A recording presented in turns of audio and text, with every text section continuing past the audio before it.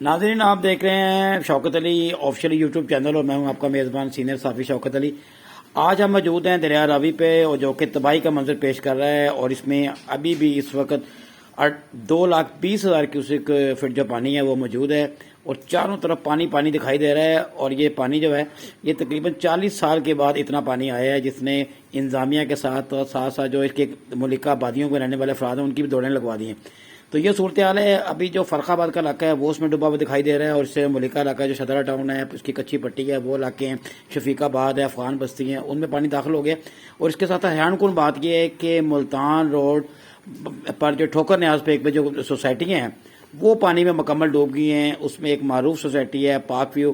اس میں اس کے 5 بلاک جو ہیں جو کہ انتہائی مہنگے داموں لوگوں نے پلاٹ خرید کر گھر بنائے تھے وہ ڈوب گئے ہیں، اور 13 سوسائٹیاں اس میں نیو میٹرو سٹی ہے، اس میں تھیم پارک ہے، اور دیگر جو سوسائٹی ہیں جو کہ ان کا اب این او سی جنہوں نے جاری کیا ان کے خلاف گورنمنٹ نے تحقیقات شروع کر دی ہیں کہ وہ کون سے عوامل تھے کہ جنہوں نے ان کو این او سی جاری کیا ہے۔ تو این او سی لے کر تو اس میں ایل ڈی اے کا عملہ ہے، اور باقی جو محکموں کے افسران ہیں وہ تو بری الزمہ ہو گئے ہیں، لیکن اب لوگوں کو ڈوبنے کے لیے چھوڑ دیا گیا ہے، اور لوگ یہاں اپنے گھروں کے باہر تالے لگا کر بے اور مددگار بیٹھے ہیں، کوئی ان کا پرسانے حال نہیں ہے۔ اور یہ کہا جا رہا ہے ڈیولپرز کی جانب سے، جب ان کو پلاٹ فروخت کیے گئے تو ان کو یہ کہا گیا ہے کہ اب دریا ختم ہو گیا ہے، اس میں کبھی پانی نہیں آئے گا۔ تو یہ صورتحال ہے۔ پانی اب یہ کہا جا رہا ہے کیونکہ کلائمیٹ چینج ہو رہے ہیں، اور یہ کہا جا رہا ہے متعلقہ اداروں کی جانب سے کہ 45% جو اگلے سال ہے اس میں مزید پانی آ سکتا ہے۔ تو یہ صورتحال ہے۔ اب دریا جو ہے کبھی گندے نالے کا منظر پیش کرتا تھا،